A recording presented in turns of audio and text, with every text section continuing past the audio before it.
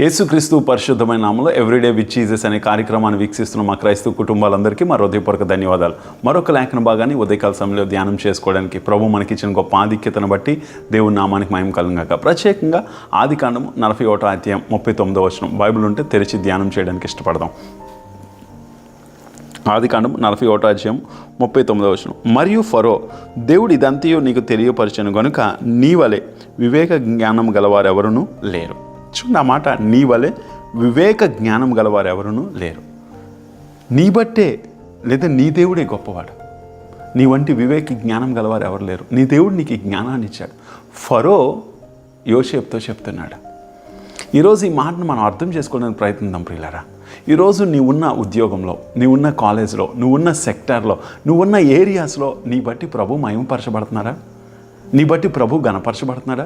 నీ బట్టి ప్రభు నామము హెచ్చించబడుతుందా? అందుకంటాడు కదా, మీ బట్టే నా నామం అన్యులు ఎదుట ఏమైపోతుందట? హేళన చేయబడుతుంది. ఈరోజు నీ బట్టి దేవుడి నామం మహిమపరచబడాలి. ఇక్కడ ఫరో అంటున్నాడట, నీ దేవుడు నీకు తోడై ఉన్నాడు. నీ దేవుడే నీకు ఈ జ్ఞానాన్ని ఇచ్చాడు. నీకు దేవుడే ఈ వివేకాన్ని ఇచ్చాడు. ఈ కళల యొక్క భావాన్ని వివరించగలిగే కృపని నీ దేవుడే దయచేశాడు. మరెవరూ కూడా దయచేయలేరు. ఎందుకు ఈ మాట చెప్తున్నానంటే, నీ భయము, నీ భక్తి, దేవుడి పట్ల విశ్వాసము ఎప్పుడైతే కలిగి జీవిస్తావో నీ బట్టి దేవుడు హెచ్చించబడతాడు ప్రియులారా. ఒకసారి యోసేపు గురించి కానీ అర్థం చేసుకుంటే, యోసేపు భయంకరమైన స్థితిగతులు, కళ రావగానే అన్నదమ్ములకు అసూయ పడుతుంది. అన్నదమ్ములు ఎక్కడ పడిసేస్తారంటే గుంటలో పడివేస్తారు. అక్కడి నుంచి మిద్యానులకు అమ్మేస్తారు. వారేమో ఫరో దగ్గర ఉండడానికి, ఫరో దగ్గర బానిసగా ఉండడానికి, బానిస నుంచి మరలా నేరం మోపబడి మరలా చెరసాల్లోకి వెళ్తారు. అక్కడికి వెళ్ళిన తర్వాత ఇద్దరు సైనికులకి కళల భావం చెప్తారు. వాళ్ళేదో వాళ్ళకి సహాయం చేస్తారు యోసేపును, వాళ్ళు మర్చిపోతారు. కానీ దేవుడు మాత్రం మర్చిపోలేదు యోసేపుని. ఈరోజు ఒకసారి గుర్తుంచుకో, యోసేపు వెళ్ళిన ప్రయాణం అంతట్లో కూడా, అందుకని 39వ అధ్యాయంలో కూడా ఉంటుంది ఆదికాండము, యోసేపుకు దేవుడు తోడై ఉన్నాడు కనుక యోసేపు వర్ధిల్లేను అని రాయబడి ఉంటుంది. ఈరోజు దేవుడు నీ బట్టి మహిమపరచబడాలి ప్రియులారా. నీ బట్టి దేవుడు గణపరచబడాలి. నీ కుటుంబాన్ని చూసి అనుకోవాలి, క్రైస్తవులు అంటే వీర్రా, క్రీస్తుని అంగీకరించిన వారు వీర్రా. ఎక్కడ కూడా వాళ్ళ స్వరం బయట వినబడదు. ఎవరితోటి కూడా సహవాసం ఉండదు, ఎవరితోటి సంబంధం ఉండదు. అందుకంటాడు కదా, నీ క్రియలు మంచివైతే, నిజంగా చెప్తాను, నీ బట్టి ప్రభు హెచ్చించబడతాడు. నీ నోటి మాట మంచిదైతే నీ బట్టి ప్రభు సన్నుతించబడతాడు, ప్రభు గణపరచబడతాడు.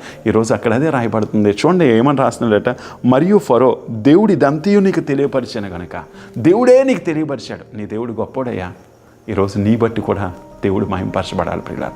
ఈ ఉదయకాల సమయంలో దేవుడు నీతోటే మాట్లాడుతున్నాడు. ఏంటి తెలుసా?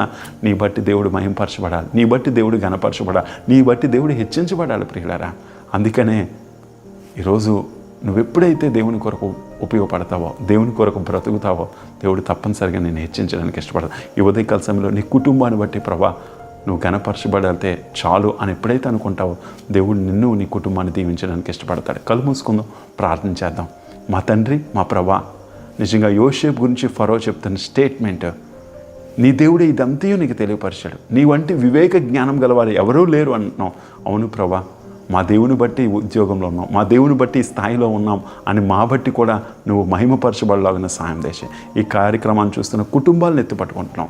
కుటుంబ వ్యవస్థని, భార్యాభర్తల మధ్య వాళ్ళు హెచ్చించుకోవడం కాదు, వాళ్ళని జతపరిచిన దేవుడు వాళ్ళ ద్వారా హెచ్చించబడలాగిన సహాయం చేసే.